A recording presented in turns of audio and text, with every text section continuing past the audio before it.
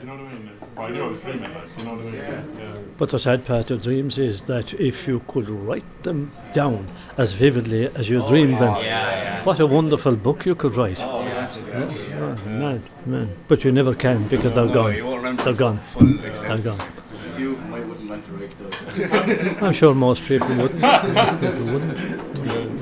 Right, is it recording? Welcome back to the 9th episode of Everything from Not in Our podcast. This episode is a very special episode. It's going to be out just before Halloween, so in light of that, we have a guest on to talk maybe a few in relation to a Samhain tradition, which would have been storytelling. So we're just going to get straight into it this time. Our guest, you've probably heard of our guest. He's an author, one of the greatest Irish storytellers, and a national treasure. The man, the myth, the legend, Eddie Lenihan. I'm going to ask you a tough question, straight up. Is your heart in Clare or is it in Kerry? I'm a no man's lander. I'm afraid at this stage I feel lost. Yeah. Because I can sometimes go back to Kerry. Yeah. There's nobody there of my own people now. They're all dead. Our house is sold. And when you have no house in a place anymore, you can't stay overnight. There's the problem. Yeah. And when you can't stay overnight, you can't go to the pub to meet the people that you were in your own class with. And that's difficult because if you could, there'll always be a few of them in the pub. Yeah. And you can see the changes. You can see the changes in the people you remember. With fellas, you can see how many of them are gone bald. That's the biggest change. That is the biggest change, because I know, but it is, and that makes fellas that you knew and remembered in a different world.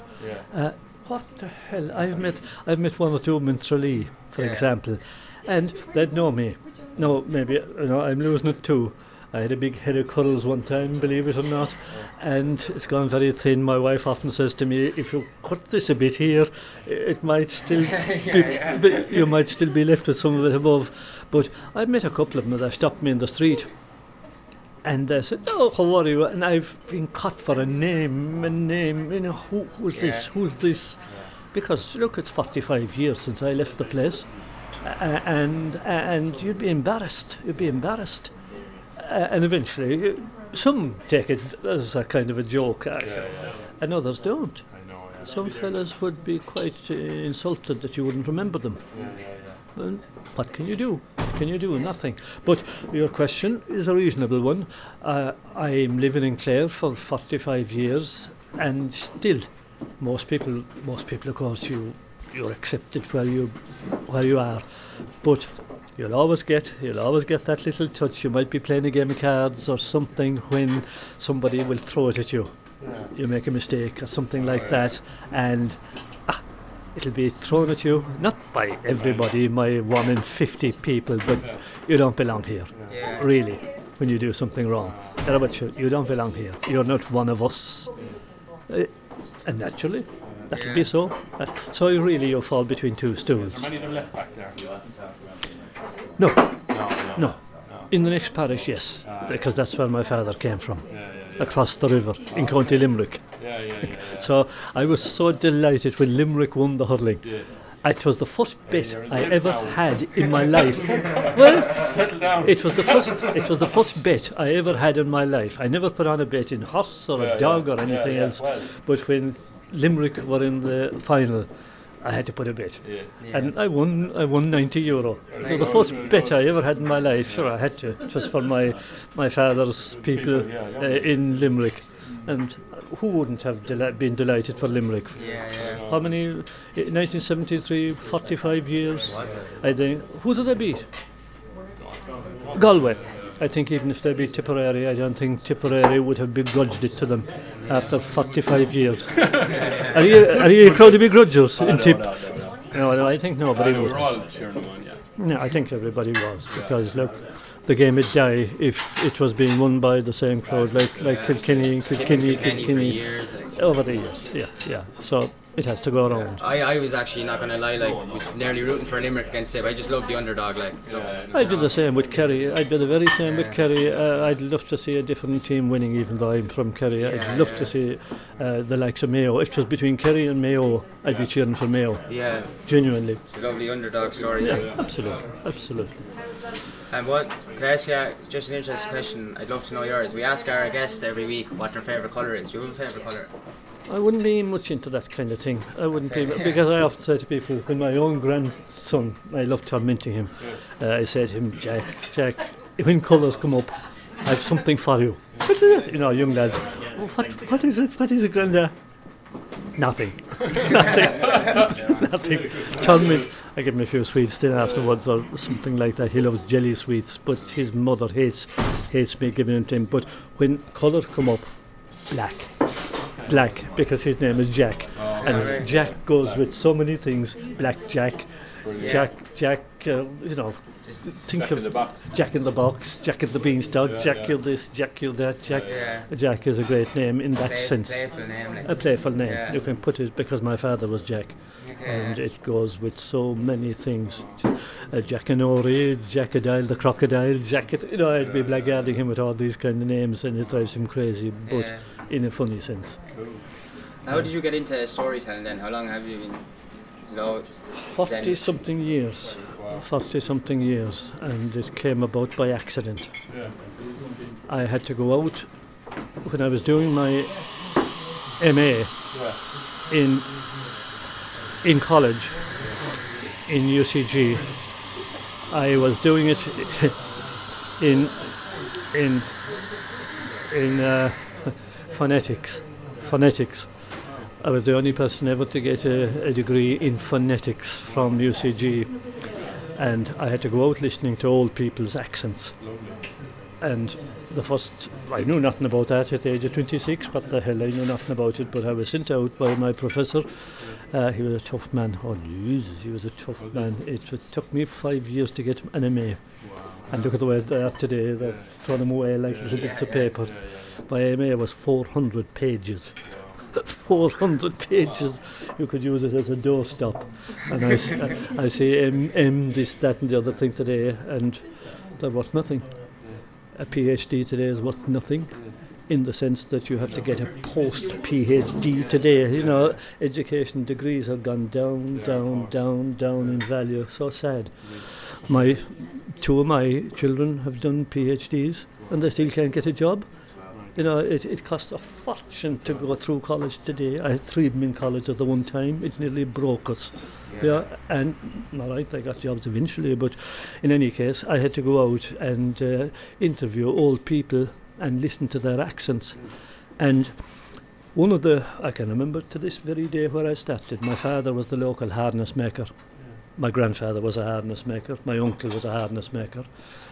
And my father, of course, like the local blacksmith, people gathered into a harness maker's shop, just like they gathered into a forge, because farmers are all the same. I want my job done now. Even though he would have left those fucking harness rot. He'd be sticking it together with bits of wire, but eventually when it would fall apart, it'd come to my father to do it now. I can remember some of the fucking harness that were brought in, and maggots creeping out of those bloody straddles, maggots, and you'd have to tease out the horsehair and the maggots creeping out of it. But in any case, my father knew who all the old fellas were, and he sent me to this old man. I remember it in the townland of Roycoshla, and he was in his 90s. Wonderful man, and of course he knew some Irish. Irish was gone in Brusna for a long time, but Jack knew Irish. Jack Leahy was his name, and Jack, he could remember back as far as the Boer War, 1899, 1902, and his brother, a very, very sad story, I'll tell you. His brother, they owned a little hillside farm. It was worth nothing, had been hacked out of the miserable ground for the local landlord. You know, that was a trick of the landlords at the time. They'd give you 15 acres of useless ground. You would make something out of it, and then they'd take it off you and give you another 20 acres, and slavery all over again. But that's the way they had got that little bit of a farm. And Jack's brother, Paddy, he eventually decided, feck this, I've had enough of this bloody place.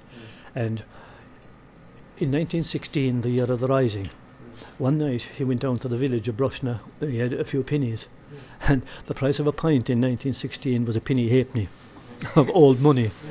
And Jack told me the pint went up a halfpenny in 1916 to twopence. Jack was able to tell me that. But he had the price of 2 pints. That's how miserable conditions were at that time. He went down, and of course he wasn't used to drink, and he got drunk on 2 pints. And of course he couldn't go home, and his parents would kill him. Yes, the parents would kill him if he came home drunk. So he went into a hay barn, and to sleep it off, never went home. And he decided he had had enough of home. He went up to the barracks in the morning and asked for the papers to join up. The army and the sergeant of the RIC fair deuced him, he wouldn't give him the papers. He said, go home, your father needs you. Because you see, it was 1916, and the sergeant knew that if he joined up, he'd be sent out to the Somme or someplace like that. The sergeant told him, "Fick off home, go home." But he didn't. He got the loan of a few more pence from some place around and went on the batter again and slept in the hay barn that night. Didn't go home. And some local blackguard told him that if he would go up to the barrack 3 days in a row, the sergeant will have no choice but to give you the papers. So he went up. I think it must have been. So he slept there that night again. So if you went up to the barracks 3 days in a row, they couldn't refuse. That's right. So he went up again the following morning, and the sergeant told him the same thing. Oh, he named the sergeant and all for me, Jack. So he had a great memory 70 years later. So he told him, "Feck off again, go home." And he didn't. He slept in the hay barn again that night, and he went up the following morning again, and of course the sergeant had to give him out the papers and signed his name. And he went down to Abbeyfield. I don't know where he got the fare for the train, but he got the train back to Tralee, back to Ballymullen Barracks. I spent a bit of time there, I remember, in the 70s for the FCA, and of course they were worried at home, where in God's name is he? And they came down to the village, up to the barracks of course, and the sergeant told them that he had given him the papers. Oh Jesus, they knew then. So they headed out after him in the Hostom car. 22 miles to Tralee, fair journey, but the father, he was a clever man, an ordinary farmer. He stopped in Cashel Island, and he knew a county councillor there to get a letter to give into the barracks to get the son out. He went on to the barracks and knocked at the gate of the barracks, and soldier came out, and Jack's father gave the letter to the soldier, who looked at it, carried it into the officer, and the officer, English army officer, came out, and he went in, brought out the son, and he said, "Look, your father is here with the letter. Do you want to go home?" And he wouldn't go home. He wanted to see a bit of the world. He wouldn't go home with his father. So what could the officer do? The officer, decent man. But anyway, he was trained there. He did his basic training. And after their basic training, they got a few days at home to go home before they'd be sent to England to finish their training. And he was sent home. And the sergeant, in the RIC sergeant in the barracks, said to the father and mother, "Look," he said, "get him out of here. Send him over to North Cork into the wilds. And of course we'll have to look for him. But we won't look too hard. Get rid of him, because if he goes out there, he won't come back." But he wouldn't go. The brother wouldn't go. He wanted to see the world. He thought, of course, that this was a great adventure. Little did he know. Anyway, he was brought back to Ballymullen, and he was sent out to England, where he finished his training, and he was sent to France. And Jack told me that, all right, he fought through 1916 and 17 and 18, and just a week before the armistice in November 1918 wasn't he killed. And Jack remembered that all down until he told me that story in 1975, and he never forgave the blackguards in Brushna village who told him about the 3 days. Now, part of it was his own fault. He wanted to go, but the boys who told him, And, you know, when you think of all the crosses in all those graveyards in Flanders, German and English and American and Canadian, Australian, you can bet your life there's a story like that under every single one of those crosses. Wow, when you put it like that, Yeah. really Yeah. And that's one of the stories I'll have in my new book, Military Memories. Where did he end up? Huh? Where did he end up? Like, where did he fall? Oh, buried in France. Buried in France. And Jack told me they went over to see his grave. Military memories. Is it? Yeah, that'll be the new You were book, telling us Military what was Memories. it about Hitler Yeah, again? before we get into like a sound story kind of related, you were saying on the way up when we were coming down from Clare on the car that the story about, we said we'd keep it for till we got here, about the story about someone meeting Hitler. Yes, I have recorded all these stories, and that'll be in the new book as well. The unusualness of it, that one of those stories will be of an Irish man that his grandfather was in the American Army, and his job was collecting the bodies. He was one of these stretcher bearers, and they used to have to go out when a truce would be called between the Germans and the Allies to collect the bodies that were in no man's land. And you can imagine some of them would be in bits, or they'd recognise them by was their dog tags. And they'd be collecting legs and hands, and some of the bodies were an awful shit. They'd be there for a week and they'd be stinking, but it was a terrible job, an awful job. But he was in the American Army, so that would have been after 1917, after General Pershing's crowd came over. But he was there anyway, and it was just at the time, he said, of the Second Battle of the Marne in 1918, and gas was being used at the time. And the gas was down. Of course, they had their gas masks, and there was a sudden gas attack made. And the wind changed all of a sudden. And one of the guys that was there in one of the trenches, he was a German soldier. And the long and the short of the story was, he turned out to be Hitler. Wow. And they didn't recognise him at the time. He was only a corporal in the German army at the time, and he was carried back. And he turned out to be Hitler. Whoa. Afterwards, That's they found massive. out. That's mad. Yeah. It was afterwards they found out he was Hitler, because of course Hitler was a very brave soldier in the First World War, but he carried that terrible sense of bitterness with him about the German army being sold out, and of course Led to where it led. of course it led to where it led. Yeah. And one of the things that led to more so, and of course Hitler partly justified, was during the Treaty of Versailles. One of the horrible things that was done to the German army, because the German soldiers were only fighting just like the Allies were for their country, right or wrong, was when the Treaty of Versailles made it that the gravestones in the various graveyards where the crosses were put up, all the Allied crosses were put in white for virtue. Virtue. The German crosses were put in black. Because of evil. Yeah. And Hitler really took that to heart. And very often there was 4 and 5 bodies thrown into a German grave. And Hitler was able to work on that with the German public afterwards. Look what the Treaty of Versailles did to us and our soldiers. Black, evil. Which was a stupid and wrong thing to do, because they were only fighting for their country too. You see, so Hitler was clever. But that was the story I got from that old man about his grandfather. Yes, so there'd be an awful lot of... Was that man Irish? No, he wasn't. You were talking to, no. Oh, he was, of course. Oh, it was his grandfather was Irish American. He had joined the American army. And an awful lot of what's in the book, of course, is about the Troubles. About what? The Troubles here. Most of it is about the Troubles and the Civil War. Where I come from, of course, Ballyseedy and the Civil War in Kerry was the most bitter in Ireland, of course. And families split up over that. And Well, pensions. yes, well, I was saying maybe to you coming down that I was only talking the other night to a woman who, during the Civil War, she knew this family near her, and the 2 boys in the family, after the truce, they took different sides. One of them went Republican and the other one went Free State, and the 2 boys later became priests, and they never talked to each other again. That's sad. Very, very sad. So the Civil War really broke up families. But the manuscript for the book is that height. Wow. No, I'd have. You're going to have to edit it down a bit, yeah, what? Well, I've got an offer from a publisher already, and I didn't even go near them. Oh, wow. So I've Very got good. but I let them tell their stories. Yeah, I don't course, tell the story Yeah, at of all. course, It is yeah. off of the recordings. Oh, lovely. I let them, in their own words, tell the stories. Wow.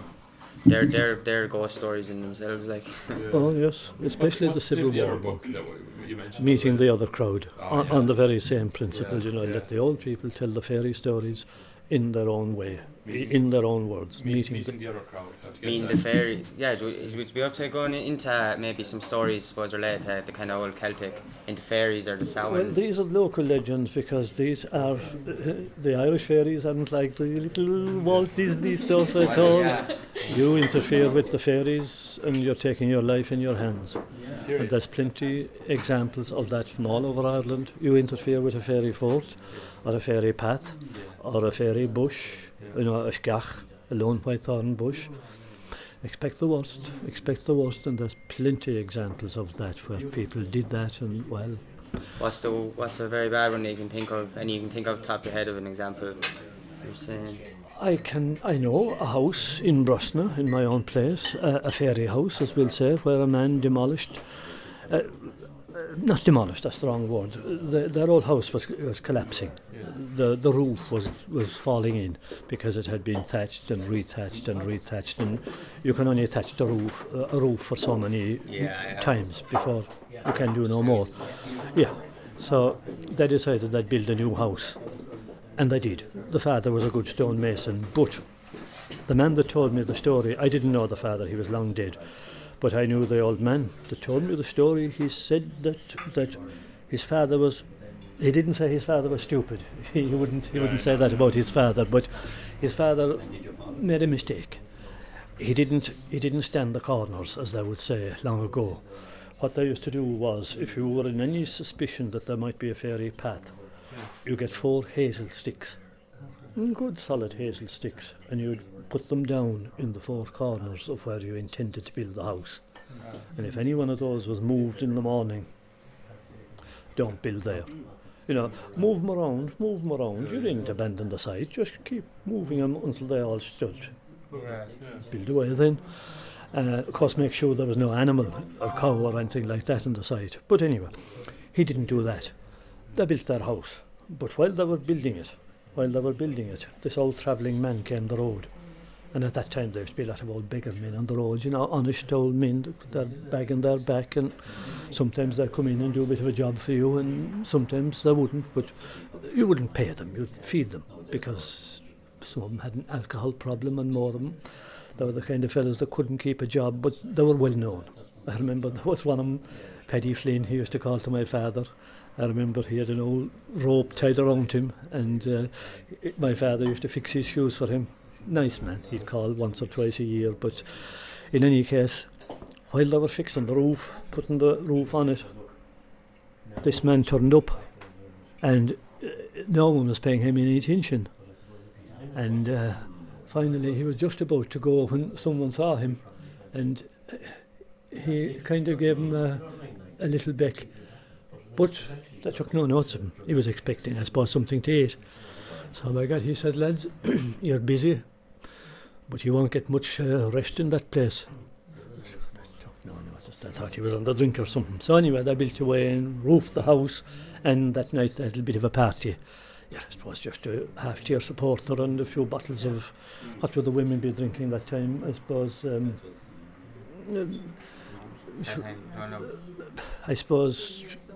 Gin or something. But just not at all, to be something milder, to be,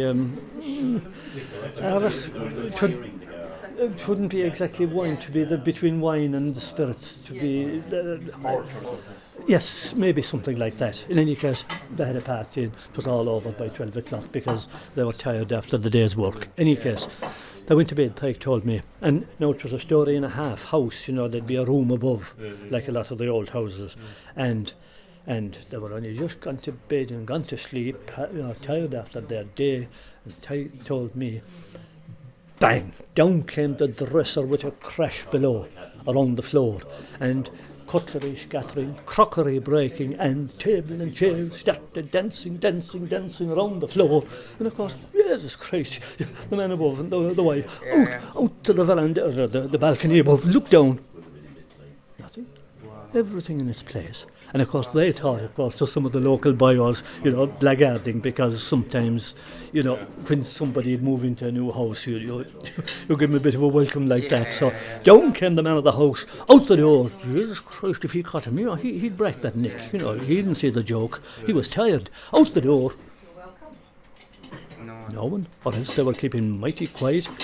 So he thought, yes, maybe I was imagining it, but Christ, if he was, so was everyone else, because they were all up. Anyway, they went back to bed, and they were hardly asleep again when the same thing, down came the dresser, cutlery, crockery, table and chairs, dancing. Same again. He went out the back door this time. Nothing. 3 or 4 times that night it happened.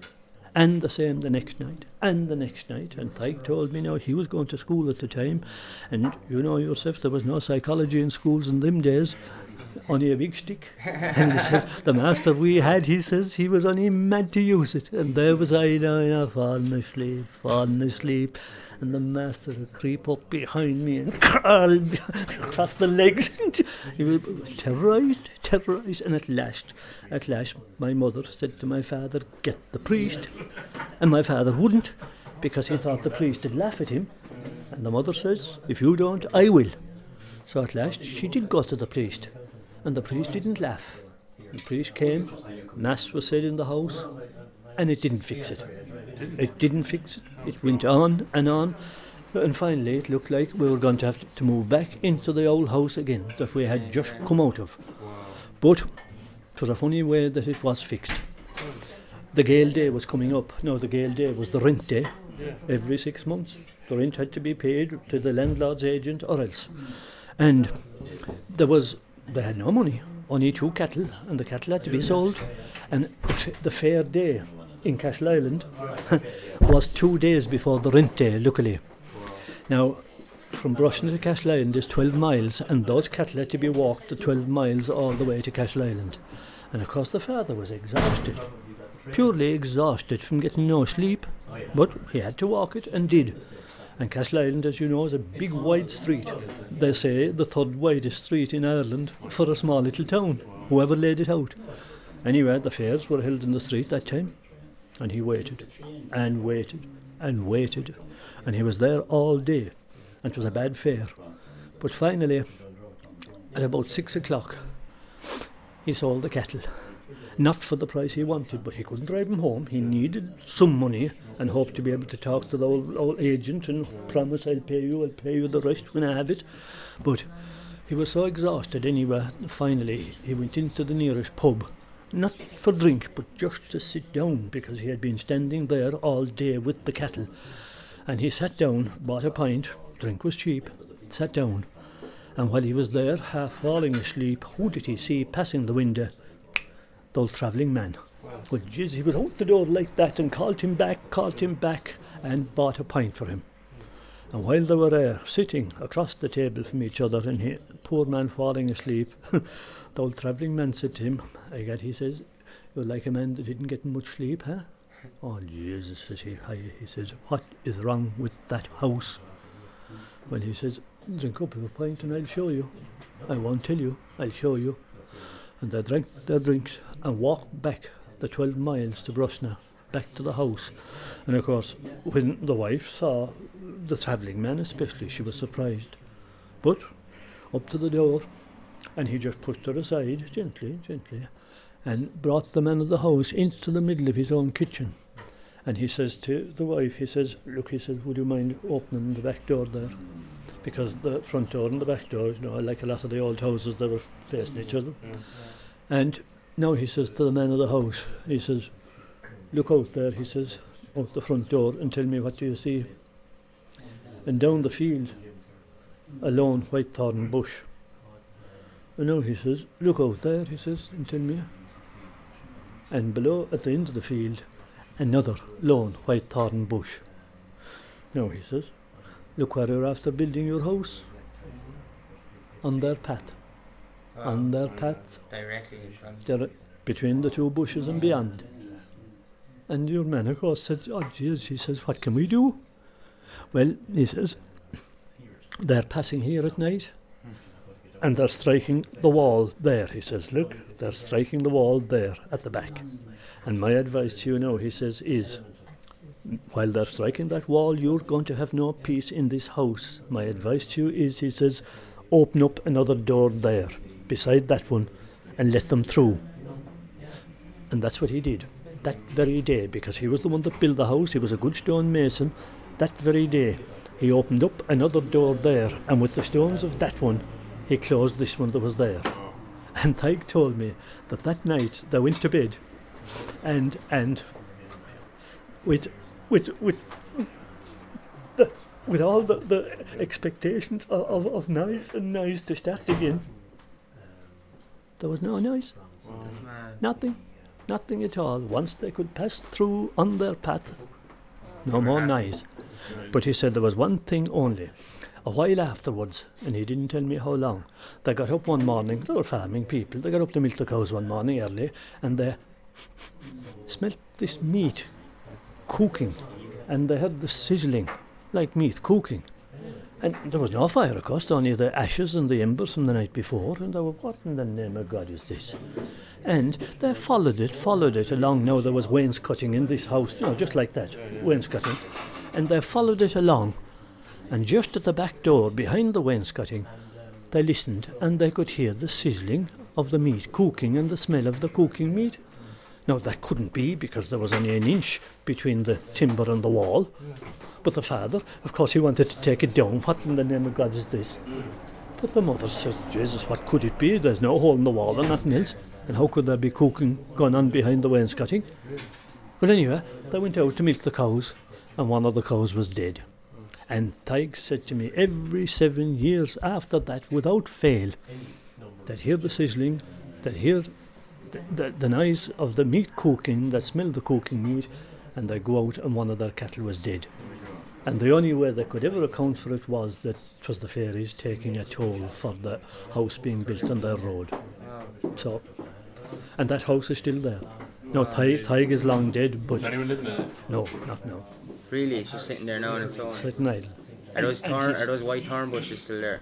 They are. Oh. And he said to me that you could go to bed at night and close those two doors. You could chain them, you could bar them, you could lock them, and in the morning they'd be open. Both of them would be open about that much. Wow. You could not keep those two doors closed. And he lived alone in that house all his life. And just, I don't know, would I have had the courage to. But he said they never did him any harm. What about the fairy bush we saw on the way here? What's the story with that? Well, that's the bush that they changed the M17 is 16 or 17? the M18. M18. Yeah, that's the one that they changed the M18 for. What was the plan? The plan was to go straight through it, or what? It was. And how did they stop it, or what happened? Well, I remember in the year 2000 I knew about that bush, and I rang the council. I remember seeing at the time, that you were fighting for that. Yeah, I remember. I rang Clare FM, and they let me have my say. They didn't know anything about it, but I had heard about this from the local old people, and I wrote a letter to the Clare Champion, and I wrote a letter to the Irish Times, and luckily the Irish Times published it, and the New York Times correspondent in Dublin saw it. And he did a quarter of a page in the New York Times. Wow. And then that was syndicated across America in, I think, 22 newspapers. And that's the time the fun started, because BBC television came, and French television came, Belgian television came, Scandinavian television of various kinds came. And of course then the NRA, they couldn't very well demolish it, they'd have looked terrible stupid. So they went around it. Lovely.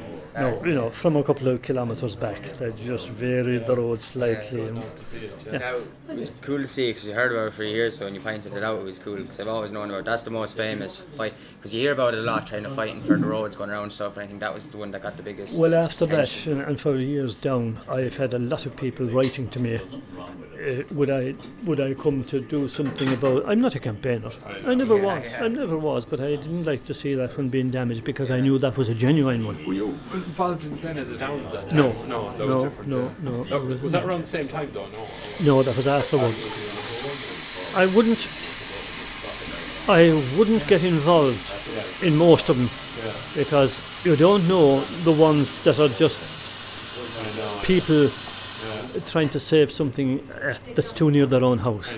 I got a few calls like that. A few childhood memory trees like that, and people who don't want a road near their house, so they think up a tree or something like this. You know, that's mad how that would actually. That's probably your best approach in Ireland is to say that. Like, that's right. I don't want to be involved in those kind of things at all.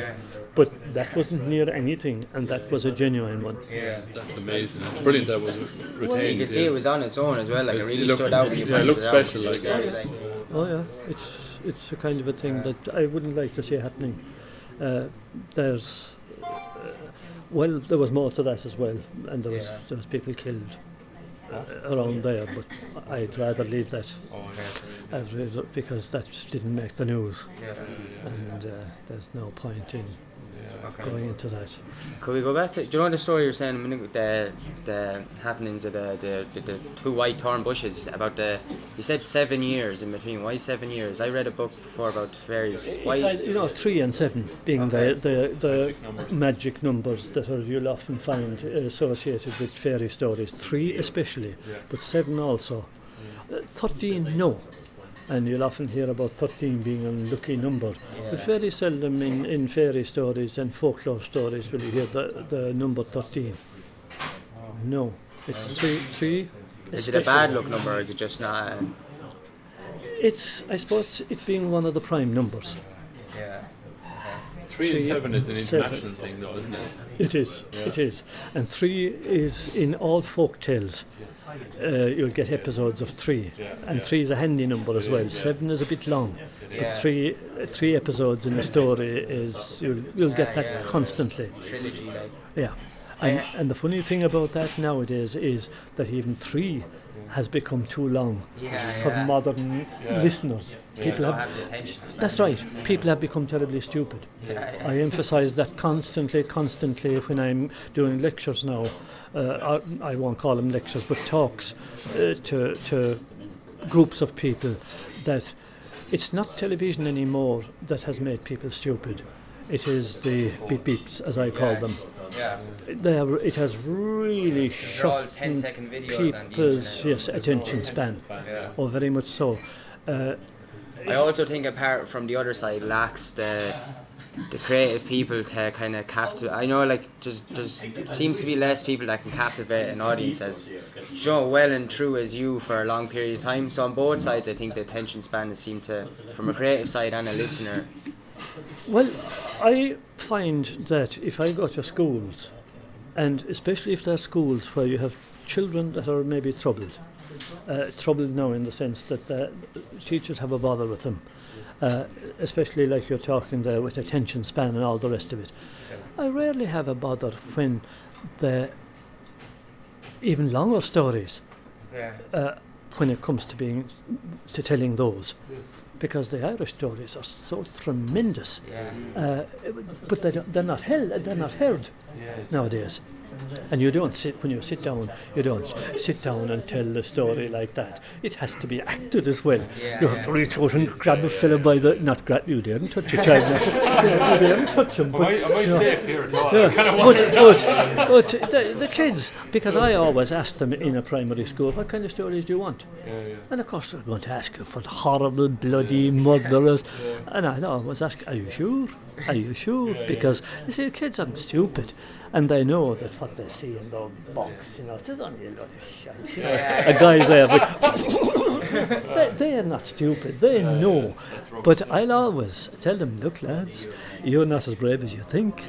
You're always there with electricity, and you were all reared with electricity. But on a dark night, when you would get that thing creeping up behind you, and you feel those fingers around your neck, and I'll tell you a story to prove it, and we'll say, are you as brave then, when that story is finished, and that fella is really coming out of a coffin, and you'll open the coffin maybe, and there is a fella with no head. and you'll see the blood, and you wonder where that head is gone. And then if you see the head following you along the road, and there's great stories. They're wonderful. And what the stories were little. Primary school is this? Yeah, but they are tremendous. And the kids love them. I know. But I'd always ask the teacher, are there any kids here that yes. But you see, kids are too sensitive now. They're too fucking sensitive. And we have ruined children by protecting them, because they aren't as sensitive as we think they are. And you're not going to make a monster out of a child by telling him those stories.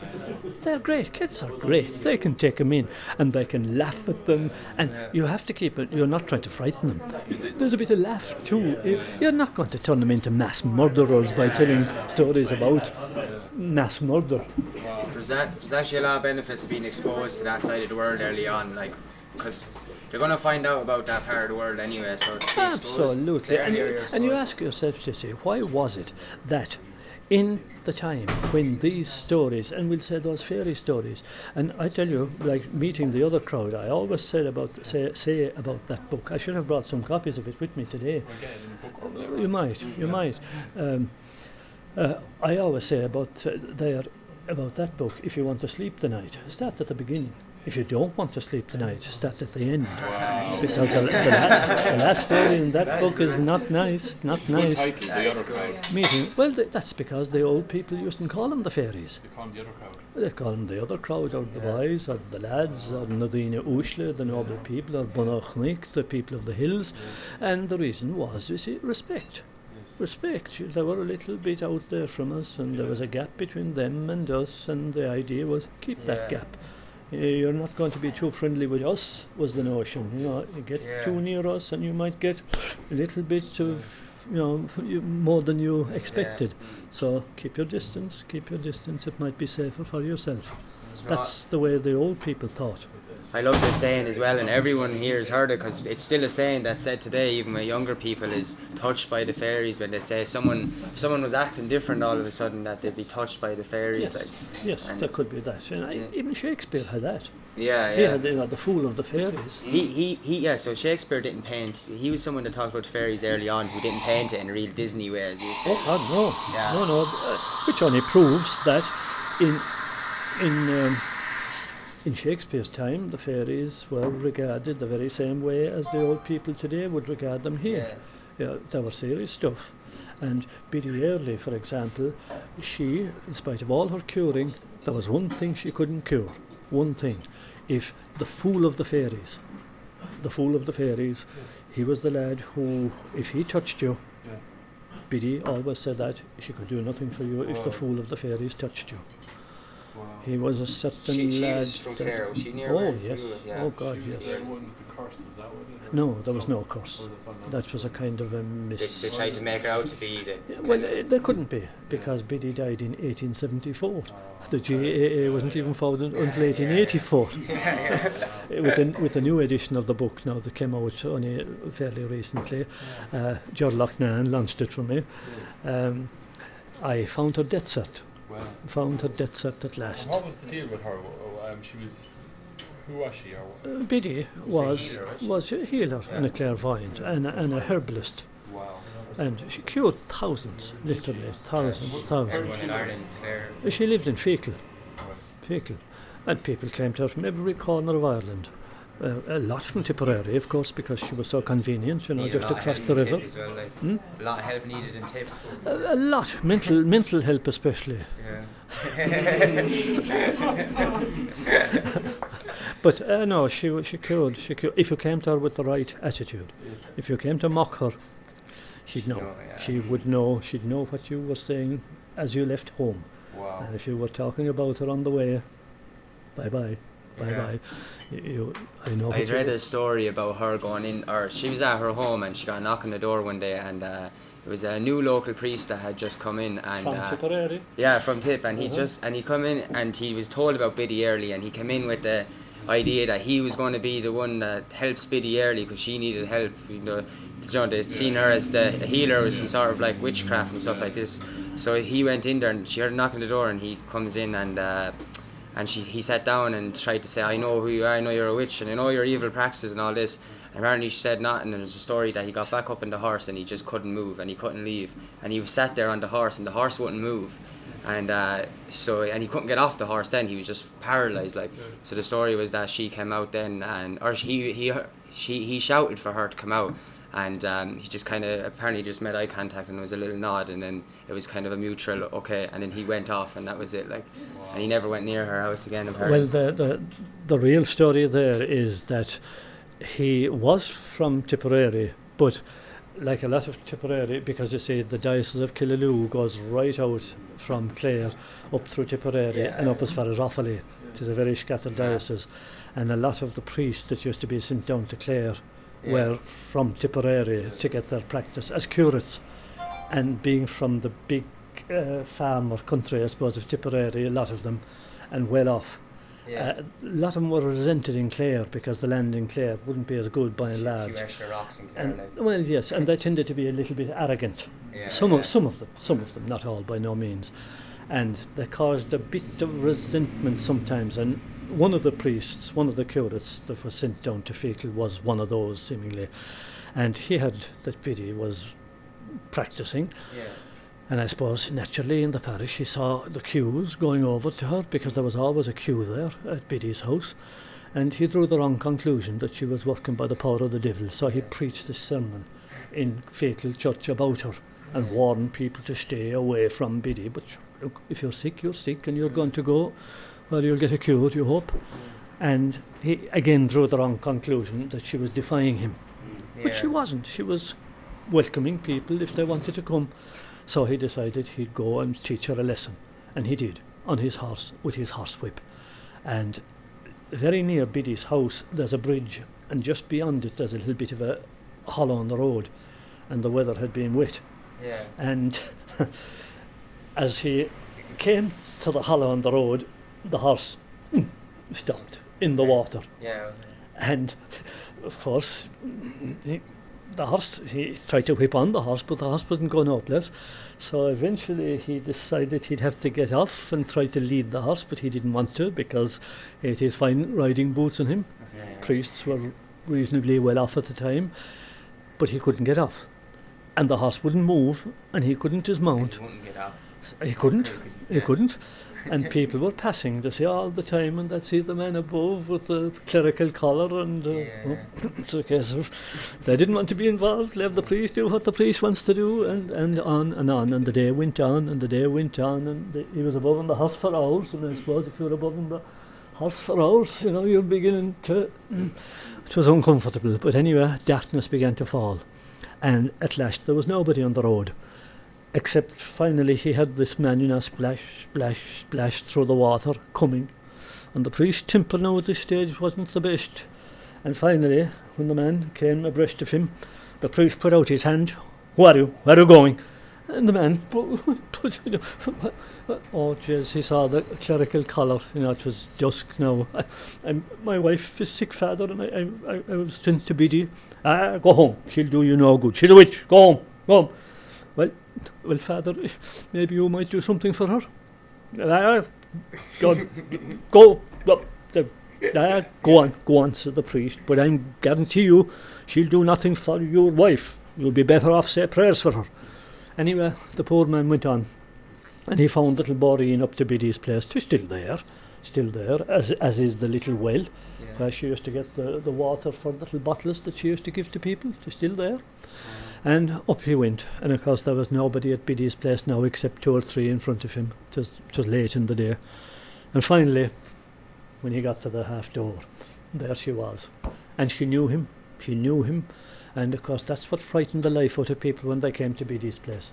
You could come from this very place, Thurles now, all the way to Fecal, and she'd know you by name, and where you came from, and what ailed you. You frightened the living life out of people. How did she know? But anyway, she brought him in and gave him the tea. Generous woman always. And she did whatever was necessary for the wife. Gave him the bottle, I suppose, and instructions how to use it. And he was just going and delighted with himself and thanked her. And she said, oh, by the way, she says, you didn't see a so-called priest on your travels, did you? Oh, he said, below there at the bridge, he said, there's a man above on a horse that looks like something like that. Well, she said, you tell that man from me that what he said about me off of God's altar last Sunday inside Untitled Church, it wasn't right, it wasn't just. If he had something to say about me, why didn't he come up here and say it in front of myself? And you tell him, says she, that until he apologises out loud mind, for what he said, that's where he'll stay, above on that horse. And off went the man. And when he came back, it was very nearly dark now, and when he came back to where the priest was, the priest stopped him. Well, says the priest, didn't I tell you? Didn't I tell you she'd do nothing for your wife? I don't know about that, Father, but she had a message for you. Huh? She said that what you said about her last Sunday wasn't the right thing, and that until you apologised, Father, out loud, mind, that you'd have to stay where you are. That's all I know, Father. Good luck, good night, God bless. And off he went about his business and left the priest there to think about it. And by God, he hadn't to think about it for too long. Darkness was closing in, and even a priest can be a little bit frightened in the dark, so by God, after a few minutes, I'm sorry, Biddy, I didn't mean maybe what I said, and I'm sorry. And the minute he said it, the horse rose up its hooves out of the water, turned around, and off back to the Presbyterian vehicle, and into the yard, and the priest was able to dismount. He didn't even untackle the horse, and he straight in the door, up the stairs, and they say that the old priest, the parish priest, was below by the fire reading his office. And he saw the young priest, going up the stairs, and he laughed.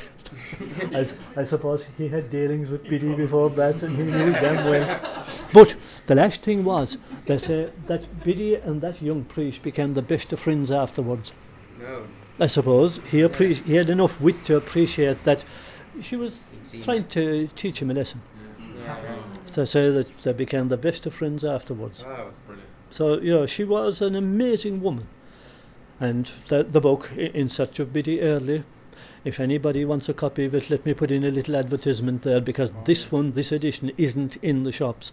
Let them send to me in Crusheen for it, and I'll send a copy signed to them. Your website as well, what's your... EddieLenihan1@gmail.com. Okay, Please. That's a really cool story. I only heard half the story, I suppose. It's funny as well, I think you get a lot of like Chinese whispers. Oh yes, but those are I know them well, because those are the stories I have heard from the old people, and since they're in the book, I had to transcribe them all from the recordings. And when you transcribe a thing, you don't forget it, because you have to do it slowly. Yeah. But even since that, and this is the 9th edition of the book.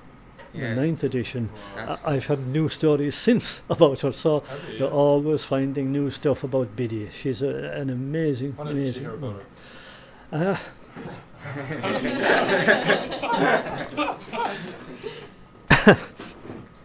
A more recent one I heard was, well, I'll tell you, leave it, and we'll go to Samhain.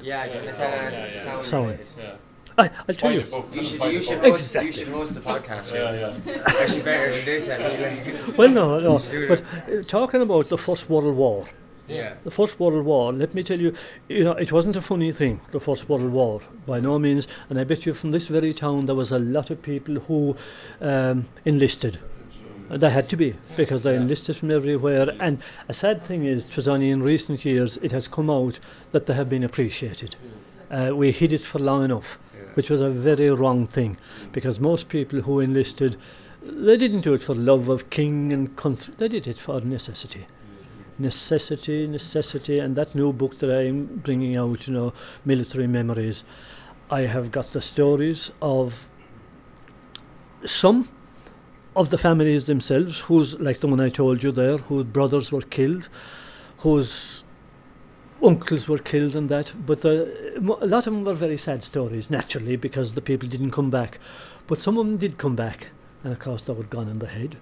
Wouldn't you, if you were inside in trenches? I had stories of they were with the rats, and the rats as big as terriers, from eating bodies, and the stink and the smell and the supplies that didn't come up, and having to, parched for want of water under the sun, and having to steal the water out of the canteen of your friend, the last thing you wanted to do. But as one man said to me, sure, look, he was dead, he didn't need it no more. So in spite of all your instincts, you took it because that was going to keep you alive. But there was one story I remember very well of this young fella. He enlisted, thinking, of course, that, look, this was going to be a great thing to do. You were going to be a man. He enlisted, and he was sent out across to the front. And the first thing, when he saw these bloody trenches, first thing he was told by an old sergeant major that was there already, look, keep down your bloody head, because of course snipers, you'd be gone. Keep down your head. A hard thing to tell a young fella, of course, because your instinct is to look up to see what's over there, look up. But the sergeant said to him, you do that and bye-bye. Yeah. Now, he learned pretty quick, because he saw 2 or 3 fellas on this side and that side of him gone. So a day or 2 is all you'd last, unless you took the sergeant's advice. Sergeant rather than the officer. Maybe a lieutenant, because remember, the biggest casualties of all among officers was among lieutenants, because they were there with their men as well as sergeants. So he took the sergeant's advice, but as days went on, a lot of men went mad, especially from the stink and the rats and the rest of it, and going half hungry.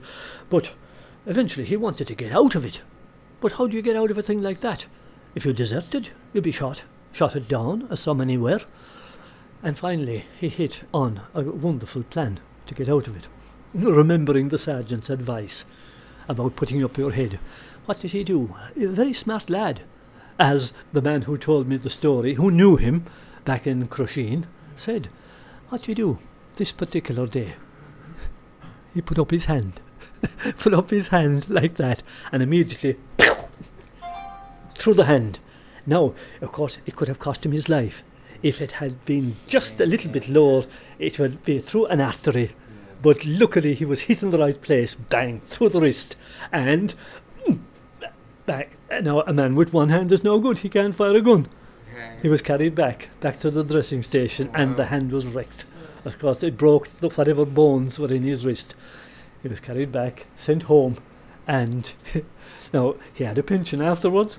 And the man that told me the story said he was a great man to drink pints after it.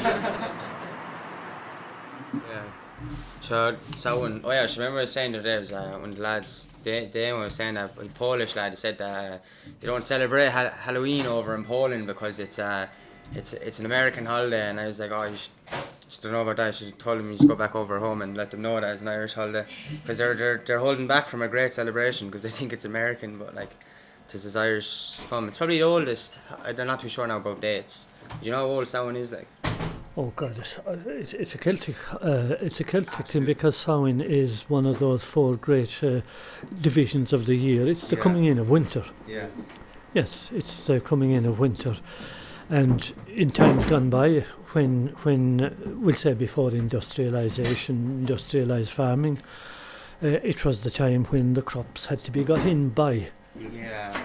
When the harvest was supposed to be in by.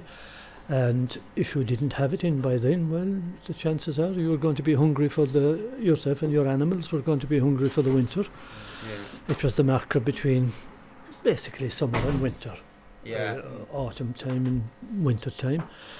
And as I said, one of the 4 great Celtic feasts of the year. It was the opposite one. Bealtaine was the other one. And Bealtaine was the great one for the pishogues of a different kind, not of a different kind, but pishoguíocht, and the coming of spring, and this was the coming of winter. And the Polish man you're talking about, he was talking through his hat, in the sense that the Halloween, all the gibberish and nonsense that we know, buying all that stuff, which children see now in the shops of witches and all that, pumpkins. Didn't even have pumpkins. We didn't have. Well, turnips would have been grown they're a lot better. scarier looking. Well, they can be in one way, but they can be both for the same thing. But the celebrations that they would have here now are back from America, that went to America from Ireland and Scotland. And all this witchy thing. There were never any witches in Ireland. Was there not? Oh no, there were no witches in the Irish Gaelic tradition. Oh, Banshee. Yes. And for example, we were talking there about Biddy Early. Many people called her a witch. Well, they're profoundly wrong, because Biddy Early was a Banfassa, a woman of knowledge. There are no witches in the Irish Gaelic tradition. Where you'll get witches, we'll say, like in Kilkenny, the Alice Kittler. Kittler's in. Kittler, she was in the Anglo tradition. There was no witches ever burned in Ireland except in the Anglo part of Ireland, Carrickfergus, Kilkenny, but that was under the Norman tradition. There wouldn't have been... was it? Well, in the 12th, 13th century, but there was no such thing in Gaelic Ireland. It couldn't happen because of witches. There was no such thing as witches. That tradition, I think, partly came from Scotland. We'll say the Stuarts. Well, Matt for burning witches and things, the Stuart monarchy, James I, I think, he wrote a particular treatise on witches. Oh, Matt for burning witches. But the Salem witches, I suppose, in America, I think would have come from the Scottish tradition as well. But all that tradition from Ireland and Scotland of Halloween went to America and has come back to us now with that witch tradition added. It's like letting your friend borrow something and they give it back to you all direct, like. Well, whatever about it. I suppose it's like giving your friend your overcoat and he giving it back to you with his buttons. Tissues in the pocket. Well, yes, with his buttons sewed onto it. It's but the sad part of that is that our children now don't know the difference between that tradition and our own. Yeah. That perhaps comes out of getting our tradition out of a €2 shop. Yeah. So, but it's still a tradition. And do we have anything like witches or changelings? Well, you have the healers. Healers, and you have the Banshee, I suppose. Yeah. But she's from a different. She does a different thing. Okay. Well, no, not the darker side of it, because she only cries for somebody who is dying, and people used to be very proud of their Banshee. Because your Banshee proved that you were truly Irish. Wow. And the funny thing is that when the English grabbed Irish land at the time of the plantations and the rest of it, they weren't stupid. They very quickly saw that so many Irish families, like the O's and the Macs especially, had a Banshee and were proud of their Banshee, and it was the mark of their Irishness. Well, very quickly these English families said, oh, right, let's claim a Banshee too. And this was almost a title deed to the lands that they had got. That's so interesting. It was almost a way of saying, we're Irish too. And of course, in a couple of generations, they had become Irish. And their Banshee, you'll hear, take nowadays a whole list of families that were no more Irish. We'll say Adams, Adams starting at A. Taking Jones will have a Banshee. And I mean, Jones is no more Irish. Adams is no more Irish. Yes, you'll have families like that have a Banshee, and you'll say, what the hell is this? It's only because they may have been given the lands of McCarthy's or O'Sullivan's or whatever, and this was their say, well, by God, I'm going to hold on to it. So it's with the land. Does Banshee go with the land, Yes, she was a land spirit, basically. A land spirit. Attached to the land, and then the people who were on that land. That's right, yes, going back and back and back into the mists of time. Very, very proud of their Banshee, the people who possessed the Banshee, because it proved that we belong to this land. Yeah, and there was two very, very distinct traditions to do with the Banshee. One, her combing her hair, and the other one was crying for somebody who was about to die. And there's some very strange stories about when she was combing her hair, and that if you interfered with her combing her hair, I have a few stories of people that this happened to, and they would grab the comb, not realising that it was a banshee was there, and suddenly the terrible crying would envelop them, and run for home. I had a story from somebody who was herding cattle to Gort and coming home when he was a young fella with his father and uncle, and coming home exhausted in the small hours of the morning, coming back, and there as they came in the passageway, this tall woman sitting at the side of the passageway combing her hair, and they didn't know her, and this was in the home place, they should have known her. And the father saluted her, got no reply, and there she was combing longer than your hair. And the uncle, they had been drinking all night, but after 12 or 14 miles walking had sobered up, and the uncle saluted, got no reply. The uncle was a different kind of man, and when he got no reply, he went and snatched the comb, not meaning any harm, but just to get her attention. And immediately this terrible crying, and of course they ran for it, including the young fella, who was an old man when he told me the story, and burst in the door of the house. He said, Jesus, we nearly took the jambs of the door as well as the door with us. And the mother was inside, making this was 5 o'clock in the morning, and the mother was inside getting the breakfast. And as soon as they burst in the door, she said, Christ, what did you do? Slammed out the door, and the crying surrounded the house. And the mother saw the comb in the uncle's hand, and Jesus, she said, what you after doing? What you have to do? And he said, I'll put it out. Don't, she said. And the old man said to me, lucky, my mother kept her wits, because otherwise, and she went over to the fire and got the tongs, one of the old style tongs, made by the blacksmith, old good solid iron tongs. Give me that, she said.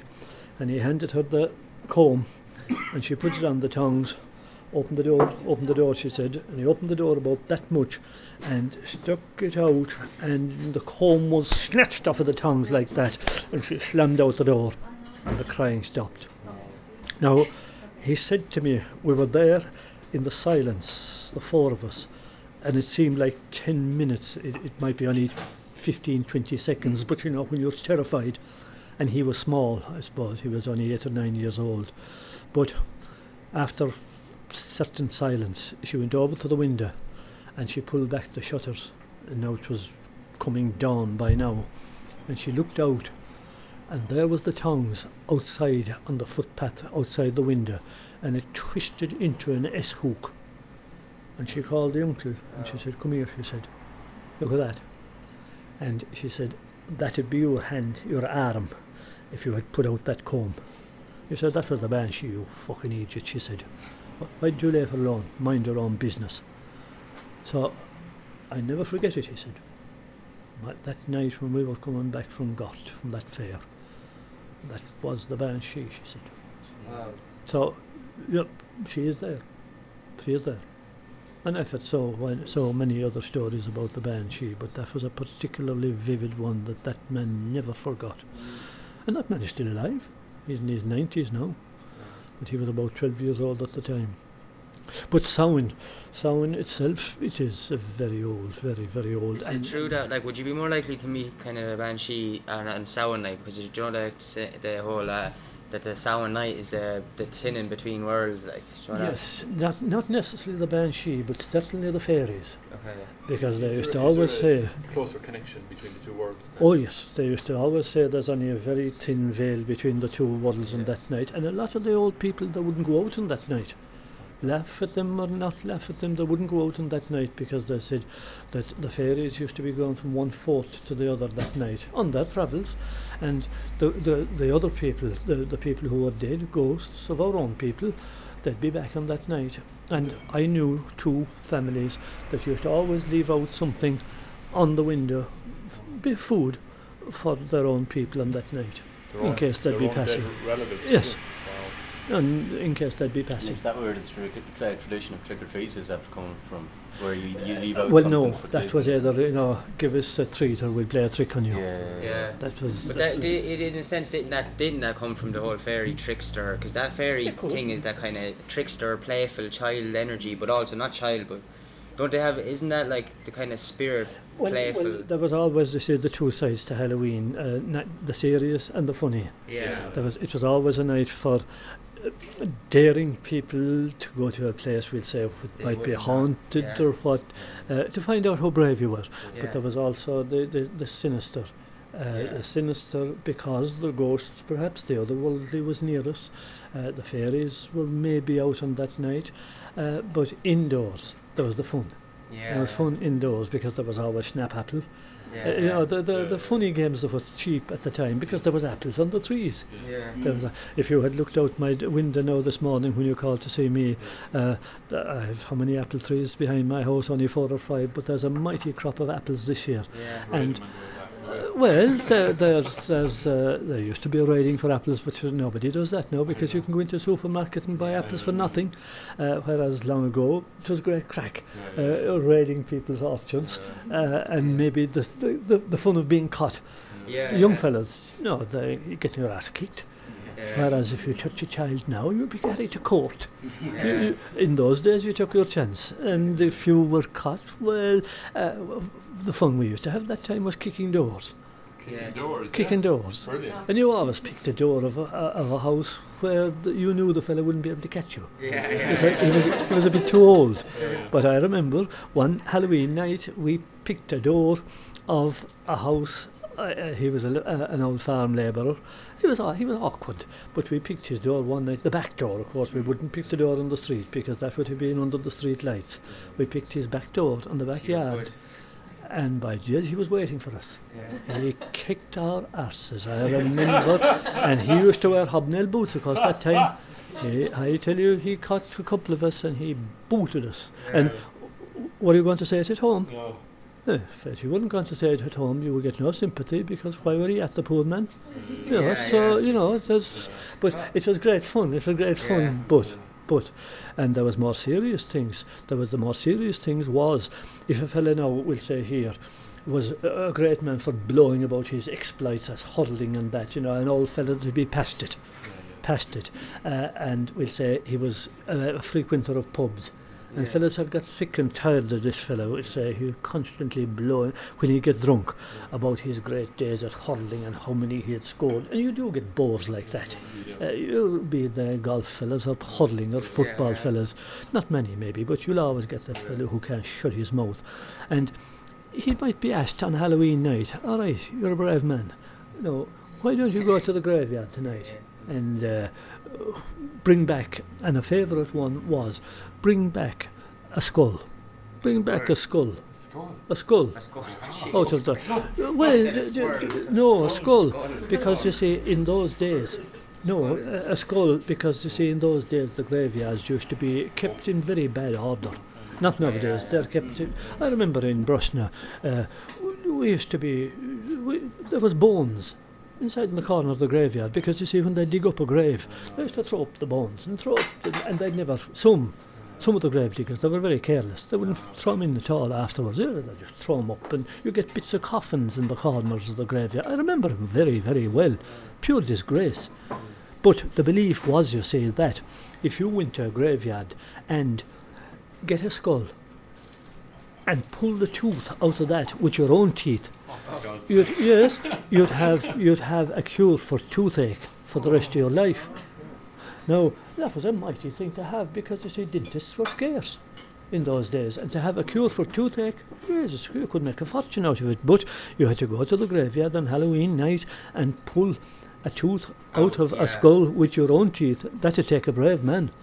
Now, there was this man in a pub that I know, and he was like that. He was one of these bores, constantly, he was an old hurler and a rough, tough man in his day.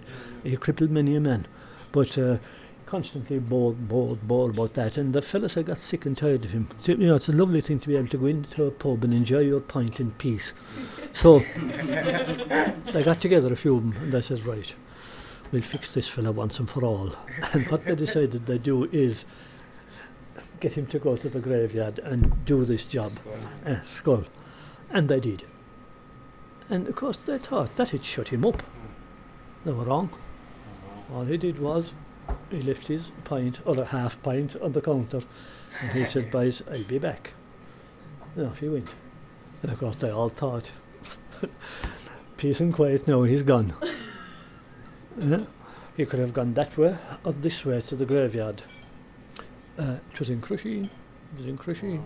And if he went that way, he'd be taking the shortcut to the graveyard. If he went this way, he'd be going there under the railway bridge and up. That's the way to... But he didn't. He took the shortcut across the field, across the level crossing, the railway, and into the side wall of the graveyard and vaulted in over it. Now, in a graveyard, as you know, an old one, the old gravestones are going this way and that way and this way. It's in one of these new graveyards at all. And you have to be careful in a graveyard, they say, because if you get a cut in a graveyard, they say it never heals. So he knew where he wanted to go though, because he had dug many a grave in that same graveyard. So in he went, and he picked up a bit of an old stick, and he knew where he'd get a heap of bones, because I say he had dug many a grave there. And he started rooting, and as he fished out a skull. But of course, you know yourself, a skull, the bottom jaw would have fallen off. But just there was no teeth in the top of this one, because very often with people long ago, they didn't mind their teeth and they wouldn't have many of them. So he threw it aside and he picked out another one. And big Christ, it had the fangs. And you know yourself, like in a skull, the teeth look longer because the old gums are rotted away. So, lovely job. Stuck it in under his coat, and back he went to the pub. And of course he listened, and the boys inside, there was everything going on. They thought he was gone home. Opened the door, walked in, and of course, surprise. And he walked back to the counter, and first question, well, did you bring it? And he threw the skull up on the counter, and the skull rolled down along the counter and plopped down on the floor. Of course, geez, you can imagine now you're drinking your pint there at the counter and the skull rolls down along beside you. Yeah, exactly. And, well, there was silence. And then somebody says, well, go on, do it. And he picked up the skull, big man, and he held it out from him, and there were the two eye sockets now looking. Jesus, who was this skull belong to? It could be there 100 years, but different thing when you have to pull it out with your own teeth. And his hand started to shake. And by Jesus, he couldn't. Big and all as he was, and brave and all as he was, he just threw it from him and out the door. But just no one laughed. Funny and all as that was, that no one laughed. And after a little while, the crowd scattered. And of course the barman picked up the skull and stuck it in a bag or something, and he'd take it back to the graveyard tomorrow. But tomorrow came, and there was no sign of your man. And the same man, he was a tradesman, and he had a partner, you know, they used to build walls and things. And he was a very precise man, very precise kind of man. You know, if you said he'd be there at you at 9 o'clock, he would be. He was a good builder and a good kind of man like that. And he was working for this local farmer, and the man to be accompanying him was there. No sign of him. So by Jesus, he said, I better check him out. And he looked at his house, and there was no smoke or nothing, what you'd expect, you know, that breakfast should be going on. So he went to the door. No reply. So he pushed in the door, and Christ, the door was open. But now, the bedroom in that house, I've been in the house, the bedroom was there on the left, and the kitchen down below, down the corridor a bit on the right. So he wasn't going to go into the bedroom, you know, Jesus, but he went down to the kitchen, and again no reply. So he pushed in the kitchen door, and no one, no fire, no nothing. So he came back up again to the bedroom door, and he gave it a little tap, and nothing. So he opened up, and there was big man inside in the bed, and he sprawled like a man that'd be choking. So Jesus, immediately he ran out. He ran out to the shop nearby, the shop where we were this morning, And he called the lady at the till, and he says, "Hi, call the doctor, get the doctor." And she, why, just get the doctor.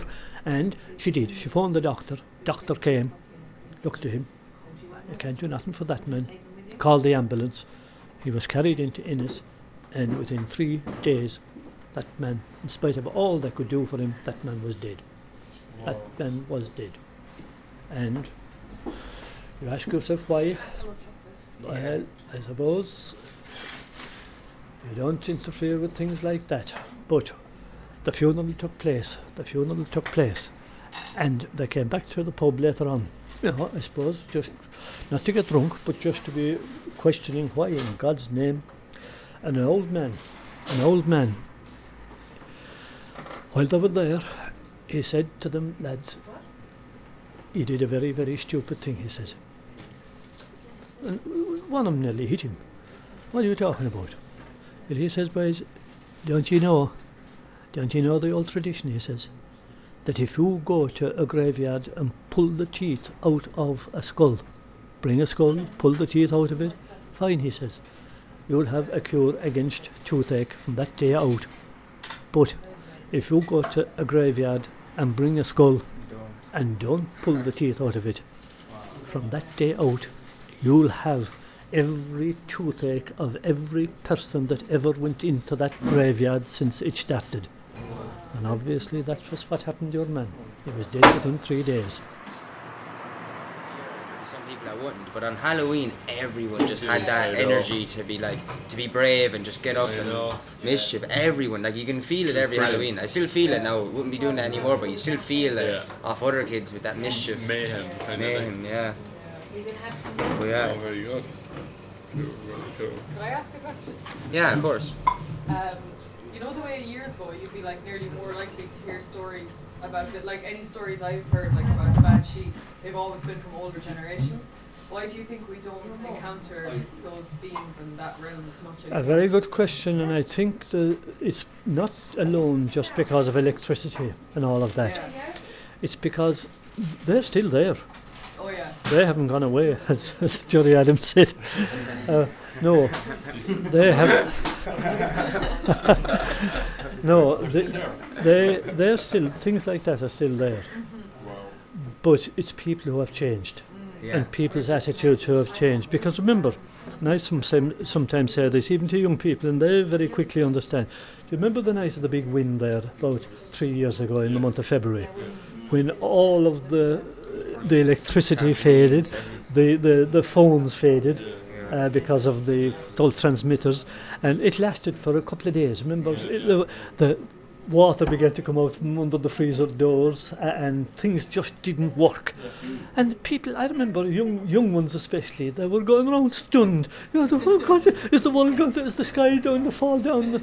And I said, no, that's the way things were in your grandfather's and grandmother's time. And that was normality. And they had to travel across dark fields at night. And, well, the stories maybe were matched to that. Because think of people who were around the fire at night and they told stories. And a good storyteller could always pick out the person who had to pass by maybe a fort or an old castle or a graveyard. And local people would probably know stories about these, because our problem now is we have too much information and it's not being soaked up. You're getting information now from 100 different places, and people only take in the surface of it. But when you knew only a small place, like the town here, we'll say, you knew probably an awful lot more about it.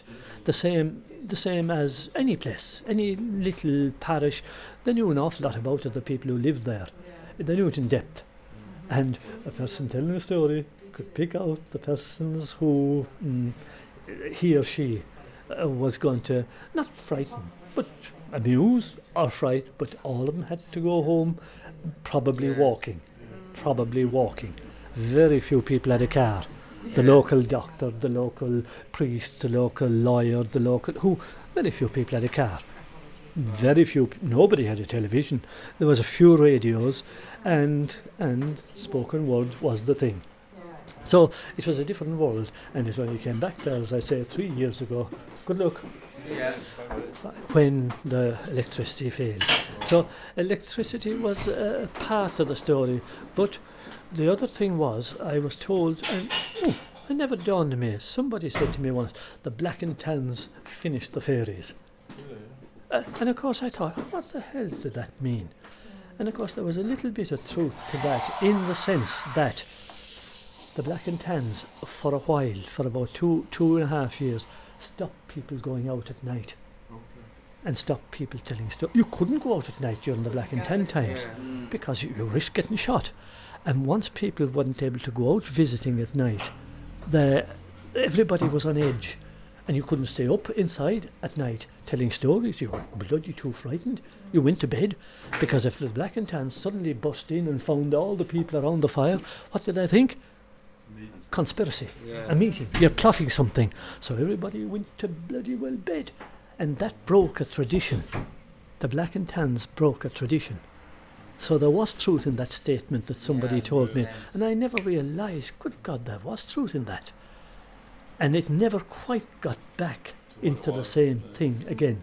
It only takes a very small thing. Because Kevin Danaher, he was a collector for the Folklore Commission. He was Mathé in West Limerick. Kevin Danaher, he was a professional collector. And he said, and he says it in one of his books, that when he lived, he's only dead a few years, he lived to be 85 or 6. When he was young, in the 1940s, storytelling was already dying out in his place that time. Imagine that, in the 1940s, because it could no longer get an audience. In the 1940s now, and we often think of, storytelling was alive up to fairly recently. Well, Danaher should know, because he was a professional collector. And that's a long time ago, 40, that's nearly 80 years ago. So, storytelling has been on the way out for a long, long time. Yeah, and it's when you read back, and when I read back into the times of the Who, the Dan, and all those, the times of the Kings and stuff, was storytelling was the top of what they do. But those kind of stories, I recorded very few of those, very few, and the ones that I have recorded were mainly taught at school. Yeah, they didn't come down naturally through the oral tradition. I suppose they came from the Middle Ages. They were written by monks, and they were written stories. They weren't told around the fire, though. No. Maybe in the Gaeltachts, yes, but not in your ordinary place. The only place I ever heard those told was in West Clare by a couple of old men, such as Junior Crehan, the famous Junior Crehan, Martin Junior Crehan, who was, the famous fiddler, and he could tell those about Fionn McCool. Very few others I did hear telling Fionn McCool stories. Yeah, they're too long. They could go on all night. And the older traditional storytellers of that kind, the stories were the television of their time. And a great storyteller like Babs Ferreter in Kerry, she's only dead about 5 years. And she was a wonderful storyteller. She was like Peg Sayers. But a storyteller, whereas, Peg was too. But Babs was one of those, you see, who could finish a story at night, come back to one night for the next episode. And it goes on and on, like an episode of the television. They were the television show of that time. Wonderful storytellers, wonderful. Did you ever, I heard a thing, it was much it was never really a thing of using buzz. I heard a saying, it was mouth to mouth, not pen to paper. Do you know what I'm saying? Yes. What was the whole thing about that? Or was there the whole thing that Irish storytellers just never wrote down, and they were just always able to... Well, that was very sad, in the sense that an awful lot was lost. Because when the old people got old, it often went with them. And that's what I say in the introduction to the meeting, the other crowd. All the best storytellers are in the graveyards. Sadly, because it was the wonderful look that Colthus was founded when it was, because think of all those tunes that would be lost, and that De Valera, in fairness to him, whatever about his politics, that doesn't matter, that the Folklore Commission was founded when it was in 1937, because if it hadn't been, and all those stories written down. Oh, sure, there'd be nothing. And now we have the biggest collection in Western Europe. Wow. There's got some like 2 million pages. Sorry, can I ask one? Just people that come to mind to me there, you know, the Irish travellers, obviously. Yes. Growing up, whenever you know what I was saying, it's usually the older generation that still hold the stories. Growing up, whenever I was like talking to traveller kids my age, or just travellers in general, they always still believed like really strongly, and they'd tell like ghost stories and stuff like that. And do you think that's because they still live more simply and just connected? I'd say a lot of it was because that's gone out.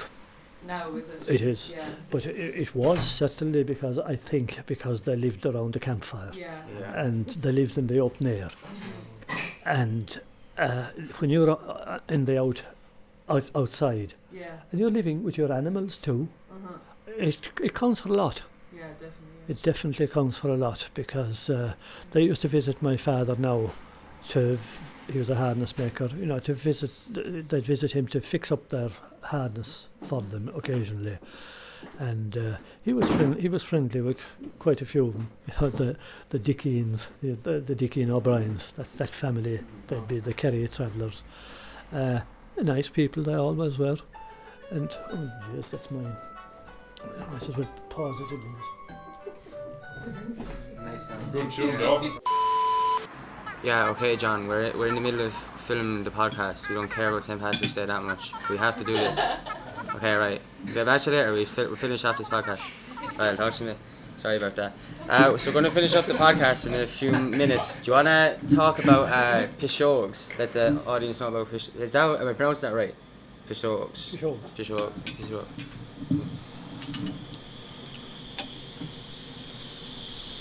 Banshee, man. It's a weird sound though. Must be electric or something. A bit of and rusty oil. Jerry needs a bit of oil. Yeah. Well, I'll down the road a small bit. I'll have to do, because I have so much material on it, a book on pishogues. Okay. I don't think anyone has been done yet. I have the material, as I say, to do it. Pishogues are, in a sense, the Irish version of voodoo, almost. It's the carrying away of somebody's good luck, bad-mindedly. Now, sadly, it's mainly women that practiced it. And, well, it was, there's no point in saying otherwise. It was mainly women who practiced it. And it was in a rural kind of economy, because look, in a farming economy as it was, butter was what made people able to pay the rent. You churned your butter, it wasn't for yourself, you sold the butter. That's what brought you in cash. And who were the ones who did that? Women. They're the ones who did the churning. Now, if somebody else could steal your butter, it meant that they had what you hadn't. It's based on what they called the theory of the limited good. That's what folklorists would call it. Okay. If you have more good, I have less good. If you have less, I have more. There's only a certain amount. Yes, there's only a certain amount of good to go around. It's a primitive way of looking at things. It is, but put that out into the bigger world of economics and all that today, and no, it isn't so primitive in one sense.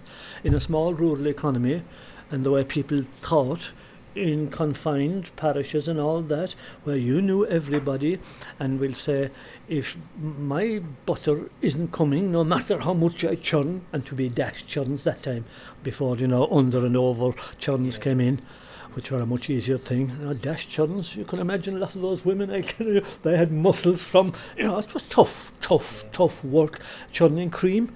Right, and if that wasn't coming after a certain amount of time that and they knew that job, women churning, they knew how long it would take to make the butter, and if that wasn't happening, and if all you had was all froth, well then you thought, Jesus, there's something going on here. And there are so many stories, I have them, oh God, I have dozens of them, of an old lady will say with one cow, and a bad cow. and she had 4 times the butter that she couldn't possibly have, and you with 5 cows, and you had no butter. Well, what would you do then? You'd automatically suspect her, especially if she had a name for things like that. But you see, the problem in cases like that is she might be just an odd old woman. She might be just a little bit odd. And that is where things like the witches of times gone by got burned. They were just odd women. They were recluses. They were people who kept to themselves. There were people who were seen walking along the road muttering, might have been saying prayers. There are still plenty of people like that around. These old ladies, I have some wonderful stories, some half funny, because there was nothing funny about pishogues. Priests preached off of the altar about pishogues, and did. And I remember I was transcribing one of these stories the other night, and it was so funny about a man. He could remember back about the priest. I won't mention the parish now, but it was a parish in Clare that was notorious for pishogues. And by the same token, there was more priests that came out of that parish than any other parish in Clare. The two things seemed to go together. Where there was bad things like pishogues, you had an awful lot of, the two things seemed to. It'll be a complicated kind of a book in a way. This isn't going to be just a fun, but there's a complicated kind of balance in these things. But the old man told me the priest used to come out and he used to be dancing on the altar giving out about these things. Obviously, he was very, very, what's the word I need for it? He was very angry about these things because he believed that they were being worked in his parish. And he wasn't just the only one. Up and down the country, the same thing was true. Priests believed that these things could be done and were being done, and so how do you account for that? And not just priests, but other people, we'll say educated people, believed that the same thing could be done. I was talking to an old woman, very much alive, recently. She doesn't do it now anymore. She used to set a garden, beautiful garden, and the old people, some of them were so proud of their garden. The ridges would be dead straight like a ruler. People have got so careless nowadays, but the old people were so proud of their vegetable garden or whatever. You could measure the ridges. Good God, beautiful. But this woman kept a garden like that, and one day she was going through the garden digging her vegetables, and she found the leavings of the afterbirth of a sheep. Now, in the ridge, not on the ridge, but in the ridge. And of course she knew immediately what this was for. And as she dug on and on and on, all her potatoes were rotten. All the potatoes were rotten. And this woman now was a very, very practical woman, who had spent a lot of time on her garden. Now, immediately what she did with it was, which you are always told to do with these things, 2 things, three things, either burn them, or take them to a stream and leave them off with the running water, or take them to a crossroads and dump them right in the middle of a crossroads. And for the practical purpose, because the evil doesn't know which way to go. You confuse the evil. And of course with the stream, well, the stream of water, evil can't cross a stream of flowing water. Evil can't cross a stream of flowing water. It has to go with it. So she let it go with the stream of water. She knew all about this dirty, filthy business. And it is a dirty business. It's evil-mindedness against your neighbour. Because she knew no stranger is going to do that to you. It has to be a neighbour who's jealous of you. Jealousy, it's based on just downright jealousy. So it's a horrible business. Pishogues always are. They're bad-mindedness. They're not a joke, because even if they're done as a joke, which they're not, that's not a joke. Because that would worry a person out of their minds. I have to say, I get phone calls pretty regularly from people now, because people, how they've got to know that I'm interested, but they do. And I try to answer as best I can, to help people. Yeah. Because you know by people's voices that they are. I'm no agony aunt, and I'm no psychologist or psychiatrist, but when people ring, I give them what advice I can. I remember one particularly not nice case from County Cork. A woman rang me. She didn't give me her name, and I didn't ask for it, and I wouldn't, and I never take a name. But I remember she was a middle-aged woman by the sound of her voice, just I could tell that. And I could tell by her accent that she was from Cork someplace. Apart from that, I didn't want to know. But she had an awful story to tell. And the story was, she was living alone. And on a farm, and her neighbours were treating her badly. They were obviously bullying her, trying to get her out of the place. And what they were doing was, they were leaving shoes on the boundary between them and her. And they were pointing the shoes away. In other words, you'll be going. Obviously, they knew that would affect her. And she was asking me, could I help in any way? Was there anything that could be done? And I asked her, had she gone to the priest? And she had. And he was no help. And I said it was an awful shame for him. That God knows there should be something a priest could do. And the old priests would do it. By Jesus, they'd do it, and they'd do it very, very quickly. But the new priests, like I say, an awful lot of them are just social workers. They're afraid to open their mouths, you know. They go, nice. Which is no good in a lot of cases. You know, you have to open your mouth sometimes and tell people where you stand. But in any case, I said to her, look, well, of course, there's no good going to the guards about this because, you know, pishogues won't stand up in court, even though sometimes they cause a lot of trouble between neighbours. So I said to her, look, there's one thing you can do. I say, if these people are working pishogues, you see, there's one thing about pishogues. If the pishogues come back on yourself, they're 3 times as bad. That's the belief. There's our number 3. There's our number 3. They're 3 times as bad if they can be put back on yourself. So I said, here's what you'll do. There's no point in getting holy water here because it won't be seen. So I said, next time the shoes appear, if they do, turn them around. And I said, get a rosary beads, that will be seen, and put a rosary beads in each one of them. And wait and see what will happen. And it did. And she did.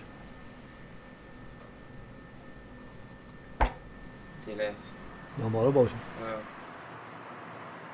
I think whatever you have it, and have it. Be happy Leave it at with that. that. Yeah. Why try to take somebody else down with you? Yeah. But some people are miserable bastards. Yeah. They are, and they can't help it. Yeah. They can't help it, so just bred into them. That's it, like. Bred into them. It's a lovely note. Should we finish? Yeah. We finish it up on that. Thanks a million for coming. Really value your time, like, genuinely. It's great to record this stuff. I'm sure a lot of your stuff is recorded anyway, so if anyone wants to check out Eddie's books, his website, which is eddylenihan.net, and great books, and they're available in Bookworm, we've just found out. Are they? No way. So anyone in Turles, you can get them in Bookworm. You won't get Biddy Early there. No. If anybody wants a copy of Biddy Order Early. that online. We'll put up your email address. Do Yeah, please. can you put up I'll assign copy to anybody who wants to get it from me in Crusheen, County Clare. Class. Yeah, and then the other one's in Turles Bookworm. Yes. Class. Yeah, so thanks a million. It was great. Thank you. Thanks. See you next week. And first class. Oh yeah. Yeah, just get a picture. We just have to get a picture looking at the